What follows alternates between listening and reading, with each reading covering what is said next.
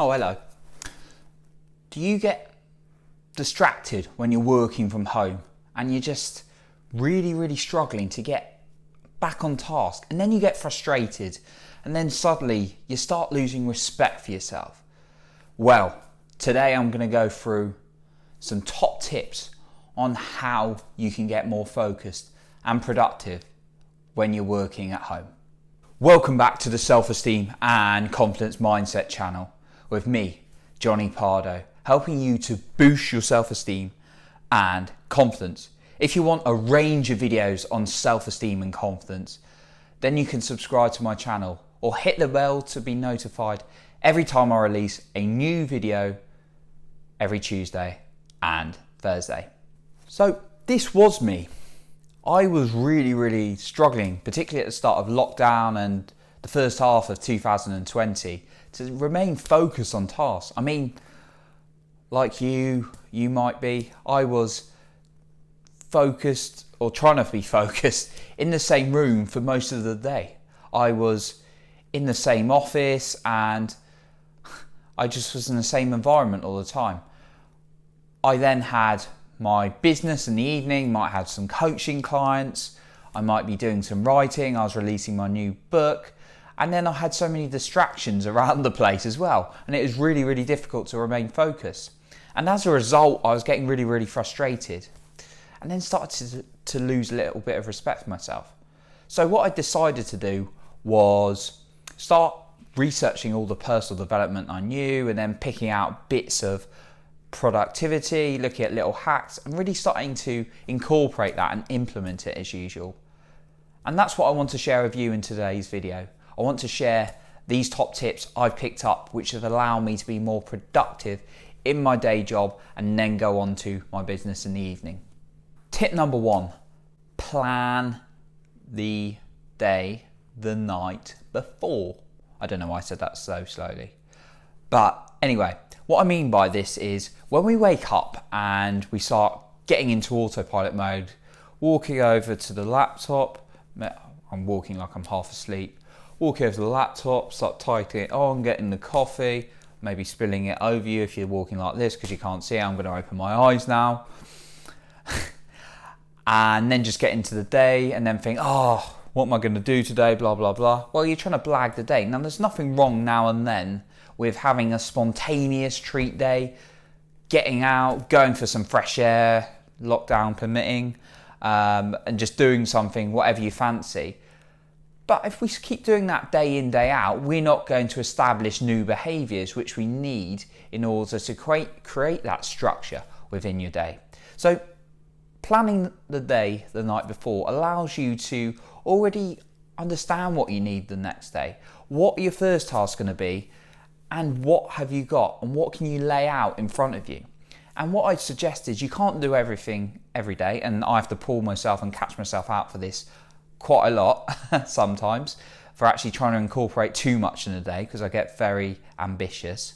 But list perhaps what your top 3 priorities are and then try and tackle them earlier on in the day, because that's really going to help. When you lay out what your day might look like, it's really going to allow you to follow a plan. And it's okay now and then we have to deviate from the plan, but allowing that structure and understanding of what we've got to do can really help. So that's my first suggestion. Get a pad of paper out and then start writing down all the things you've got to do the next day and the rough order of what you're going to do and what your priorities are going to be. Tip number 2, absolute productivity destroyer here.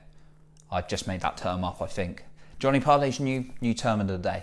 Anyway, if you are using your phone constantly, now we need it for business calls now and then, we might need it to call someone close to us, check in on the kids. I haven't got any kids, but if you have, you might be checking in on the kids. But we can also get on the phone and start getting distracted by social media. Now, I decided it was really getting me distracted. I was getting up to about 6 hours of social media time or screen usage time, which was ridiculous, absolutely ridiculous. So I decided to start not using my social media until midday, and it worked a treat. absolutely brilliant. I started to become more productive in the mornings.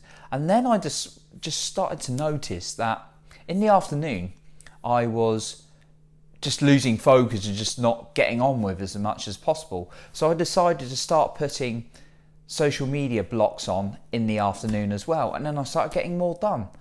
And lots of people have reported to me that they get distracted by their phones all the time. So therefore, put blockers on your social media apps, limit your screen time, do anything to try and reduce it. Because if it's getting constantly at you, then you're not going to be able to focus. And it's been said that it can take you 23 minutes to get back on a task. If you keep going on your phone, you're going to take a very long time to complete a task properly to the best of your efficiency. So that's my next advice. Try and reduce the amount of time you are using your phone by limiting it. Number 3 is actually leading on from that last point, but it's accountability. Telling someone you're not going to use your phone between certain hours is something that's really worked for me. I tell my accountability group that I mentioned in a previous episode, and my accountability group, if you haven't heard it, people I say my weekly goals to, my daily habits, I tell them I'm not going to go on my social media for these hours, unless it's an exception and I'm doing like a newsletter post that's a social media or something like that. Even then, I put a rule to myself that then I've got to get off it again. But being accountable to someone to reduce your social media hours is really, really good. But also, you can be accountable to someone at your work, and I started doing this, saying, I want to achieve this, this, and this by the end of the week or the end of the day. And therefore, you've got something to work towards. So therefore, you aren't like, oh, I'll put it off till tomorrow and keep doing it over and over again. So that's my next point. Get accountability for what you want to accomplish for the day. My question for you today is, what do you find helps you become more productive when you're working at home? Drop yours in the comments below because it can help others as well. Point number 4 is schedule a break, a physical and mental break in the middle of the day or some point in the afternoon. So for me, this is the gym, this is listening to RTT, which stands for Rapid Transformational Therapy audios, and these are just things I'm using to reprogram my subconscious just to feel good and get more energy, and it's definitely working, from Marissa Peer, who's a great therapist I've mentioned before. I'm not struggling with anything specific, I just want to boost my self-esteem even more. I'm always doing that, so that's my break, having a nap whilst listening to them. But I do the gym first, or I was doing the gym until we went on to lockdown. But I'm exercising otherwise, or I'm going for a run. So having that break helps you refresh, and therefore you're able to focus more in the afternoon. So it might be different for you. It might not be a run, it might be a bit of yoga, it might just be a nice fresh walk outside. But just think about how you can have a break in the middle of the day. And my final point is journaling. Journaling about your productivity and your focus. And it's not just dumping down on paper, oh, it was horrible today, oh, I didn't focus, oh, it was really, really hard, oh, it was really boring. Okay, getting that out of your head can be a good start, but you need to structure your journaling. You need to start thinking, right, what good questions could I ask myself? Okay, what specifically was the struggle today? Why was that? Understanding that. And then you start asking yourself questions like, what can I do to improve tomorrow? What can I put in place to reduce the distractions? How can I be more focused? Asking yourself those questions, your brain will look for an answer. So do that in journaling. So that's my final tip. Regularly journal about your day and your productivity and see if you can notice patterns and then pick out new ideas. Okay, so what we've talked about today is how to become a bit more focused when you're working at home, and so you don't start getting distracted like this, and then you think, oh my God, is that the time? I haven't got a watch on at the moment. I don't know why I'm not wearing my watch. And then you start going, oh, I'm frustrated, and start losing respect for yourself. But we've talked about some of the tips. It's all about planning and keeping the distractions away from you, being accountable to people, scheduling in a break, and then trying to reflect on it through journaling.